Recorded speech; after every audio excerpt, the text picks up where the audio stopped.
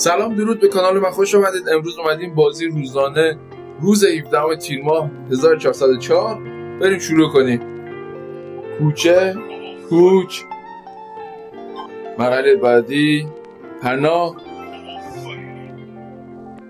پهنا پهن جواب جوراب گور جورم شد زد انقلاب انقلاب قالب نقاب قلاب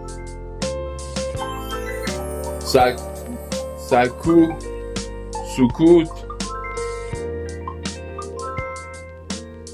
ساکت کوسه نکته کاهو کاوه.